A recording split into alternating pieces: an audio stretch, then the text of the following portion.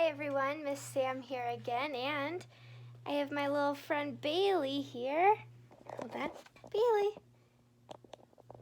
He's gonna help me read our story today.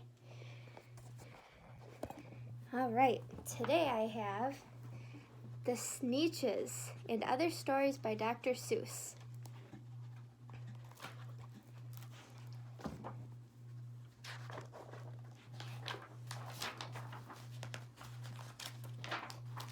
Okay, The Sneetches. Now, the star-bellied Sneetches had bellies with stars. The plain-bellied Sneetches had none upon thars. Those stars weren't so big. They were really so small, you might think such a thing wouldn't matter at all.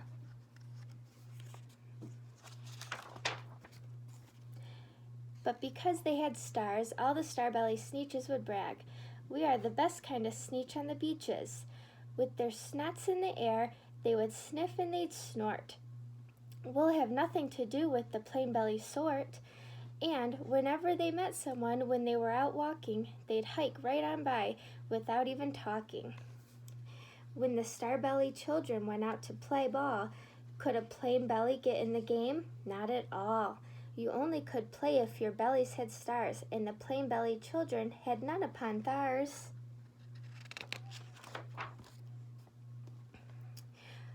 When the star-bellied Sneetches had frankfurter roast, or picnics, or parties, or marshmallow toast, they never invited the plain-bellied Sneetches.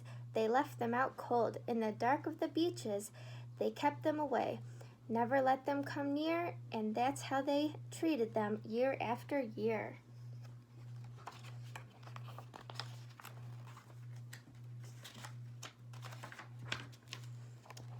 All right, the one day, it seems, while the plain-bellied Sneetches were moping and doping along on the beaches, just sitting there wishing their bellies had stars, a stranger zipped up in the strangest of cars.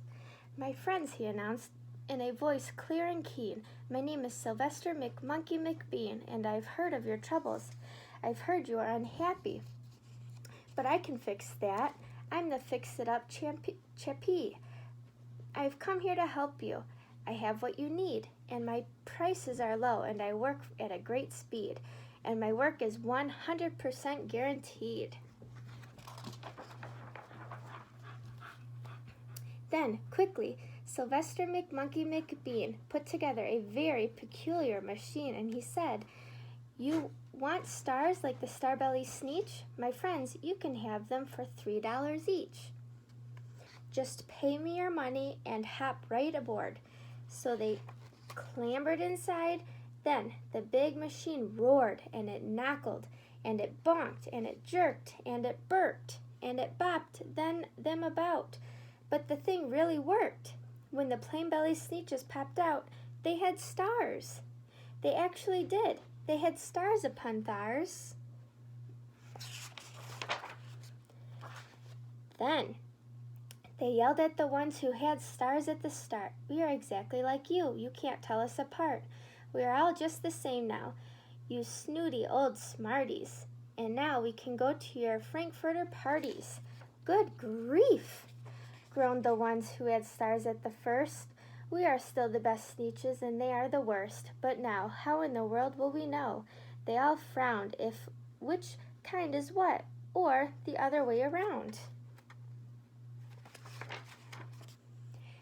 Then came McBean with a very sly wink, and he said, "Things are not quite as bad as you think. So you don't know who's who. That is perfectly true. But come with me, friends. Do you know what I'll do? I'll make you, again, the best Sneetches on the beaches. And it will cost you, all it will cost you is $10 eaches." "Belly stars are no longer in style," said McBean. "What you need is a trip through my star-off machine. This wondrous contraption will take you off your stars, so you won't look like Sneetches who have them on thars." And that handy machine, working very precisely, removed all the stars from their tummies quite nicely. Then, with their snoots in the air, they paraded about, and they opened their beaks and they let out a shout. We know who is who now, there isn't a doubt. The best kind of Sneetches are Sneetches without. Then, of course, those with stars all got frightfully mad. To be wearing a star now was frightfully bad. Then, of course, old Sylvester Monkey McBean invited them into his star-off machine. Then, of course, from then on, as you probably guess, things really got into a horrible mess. Uh-oh. All the rest of that day on those wild screaming beaches, the fix-it-up chappie kept fixing the Sneetches. Off again, on again, in again, out again. Through the machines they raced around and about again, changing their stars every minute or two. They kept paying money, they kept running through until neither the plane nor the star bellies knew whether this one was that one, or that one was this one, or which one was what one, or what one was who one. Then, when every last cent of their money was spent, the fix-it-up chappie packed up and he went. And he laughed as he drove in his car up the beach. They never will learn. No, you can't teach a Sneetch. But McBean was quite wrong. I am quite happy to say that the Sneetches got really quite smart on that day.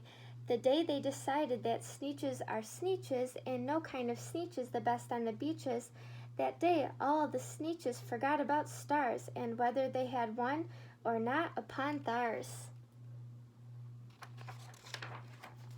That was the end of the Sneetches.